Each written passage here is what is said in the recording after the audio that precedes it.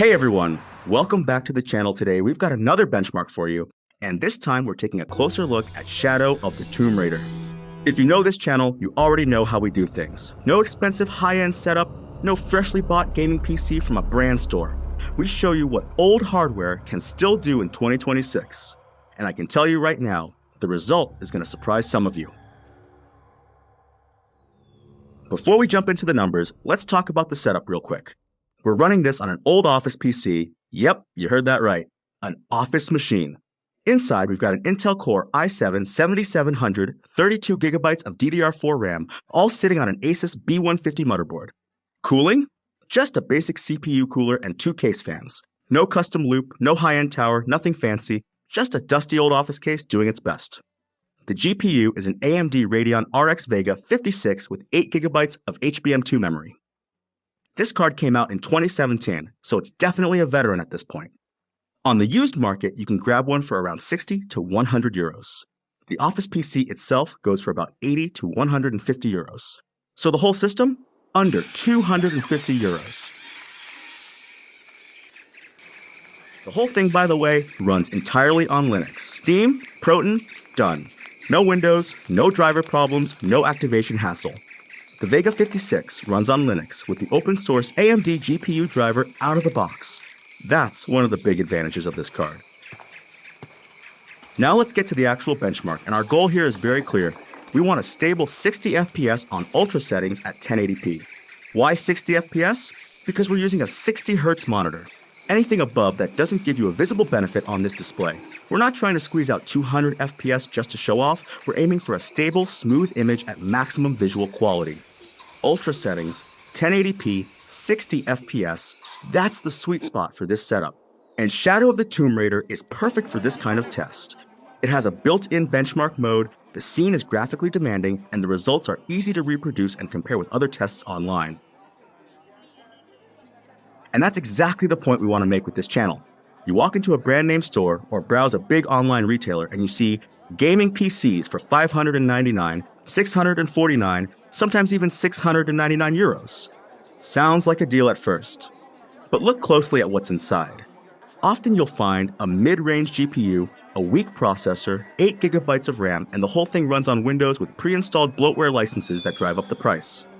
Our setup here, used Office PC, used Vega 56, Linux on top, delivers the same performance in many games, sometimes even better.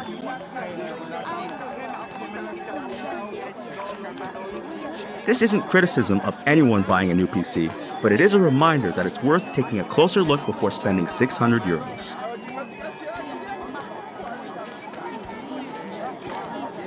And here's something important we can see in the benchmark. We're hitting a full 7 gigabytes of VRAM usage.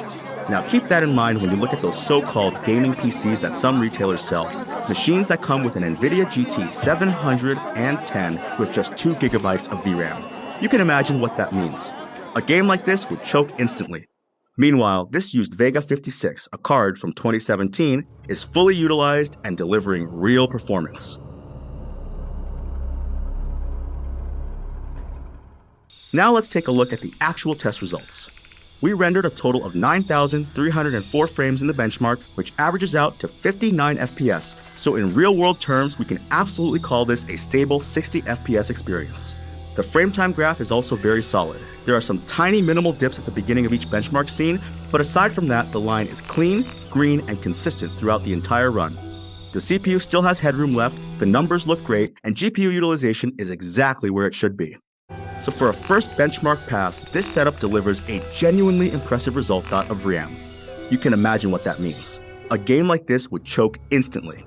Meanwhile, this used Vega 56, a card from 2017, is fully utilized and delivering real performance.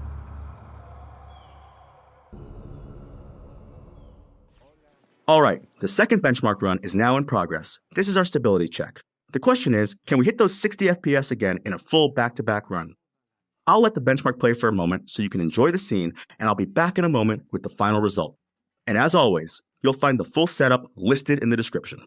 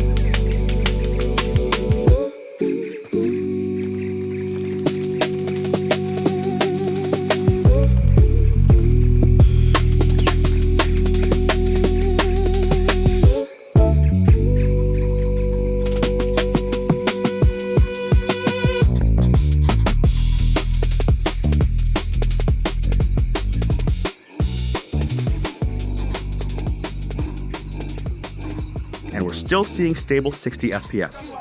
The frame time is smooth, the image looks great, and yes, we don't have ray tracing, but it still looks genuinely beautiful. And that brings us to a point that's really important to us. If a PC is sold as a, quote, gaming PC and costs 500 euros or more, then the absolute minimum should be that it can run games from around 2014 to 2020 in 1080p on medium or high settings smoothly. That's not a high requirement, that's the basic foundation for calling something a gaming PC at all. If a system can't deliver that at this price, then they're not selling you a gaming PC. They're selling you an overpriced office PC with a, quote, gaming sticker slapped on the front. So before you grab a 600 euro pre-built off the shelf, take a look at the used market. A Vega 56 for about 100 euros. An office PC with an i7 for around 150-200 euros. Install Linux. Done. That's all you need for solid 1080p gaming.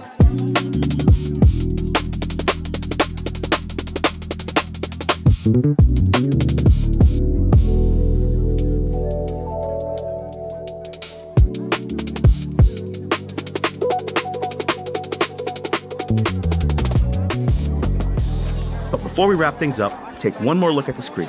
Here you can see the final result. Everything in the green. Stable FPS, GPU temperatures right where they should be, and power consumption exactly as expected. And just so you can verify it yourself, here are the settings again. Ultra, 1080p, all features enabled. No tricks, no hidden tweaks, no turning off details, just to make the numbers look better. Ultra means ultra.